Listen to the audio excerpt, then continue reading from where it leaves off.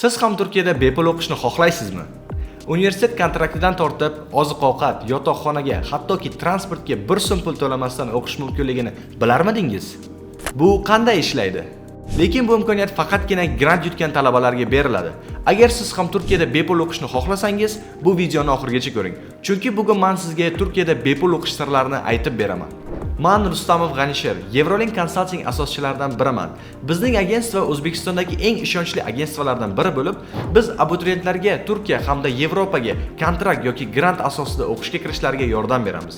Nafaqat o'qishga kirish, balki uy-joy topish, hujjatlarda yordam va student u davlatga uchib borgandan keyin moslashib ketishi uchun kerak bo'ladigan barcha yordamni taqdim etamiz. Har yil yuzlab talabalar ayrim xatolar tufayli grant yuta olmaydilar. Agar siz ham ularning safida bo'lishni xohlamasangiz, videoni oxirigacha ko'ring va grant yutish sirlarini bilib oling.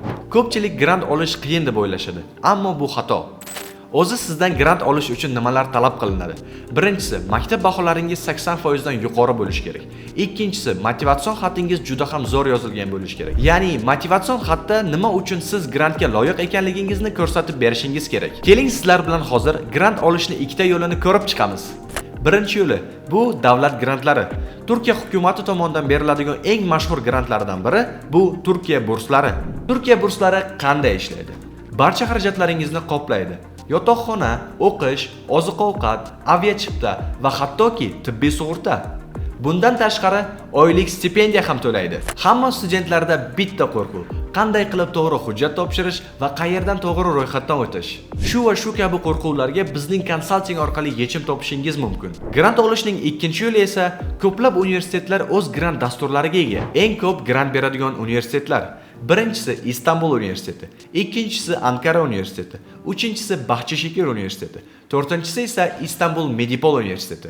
Grant olish uchun o'zi nima qilish kerak? Universitet tanlash, grant uchun alohida ariza topshirish, motivatsion xat va akademik rezyume tayyorlash, deadline va hujjatlarga oldindan tayyorlanish. Biz bu barcha bosqichlarda yordam bera olamiz. Ko'pchilik shunday xatolar tufayli grant olish imkoniyatini qo'ldan boy beradi. Motivatsion xatni noto'g'ri yozish, deadlinelarni o'tkazib yuborish, noto'g'ri universitet yoki grant tanlash. Agar siz ham grant olishni istasangiz, yuqoridagi xatolarga yo'l qo'ymang. Ha, aytgancha do'stlar, biz grantga to'g'ri hujjat topshirishda ham yordam beramiz. To'g'ri motivatsion xat yozish, to'g'ri hujjatlarni topshirish va intervyularga to'g'ri tayyorgarlik ko'rishda ham yordam beramiz. Agar grantga hujjat topshirish yoki universitet tanlash bo'yicha shaxsiy maslahat olishni istasangiz, pastdagi raqamlarga aloqaga chiqing. Turkiyada o'qish uchun yanada ko'proq ma'lumotni bilishni istasangiz, sahifamizga obuna bo'lib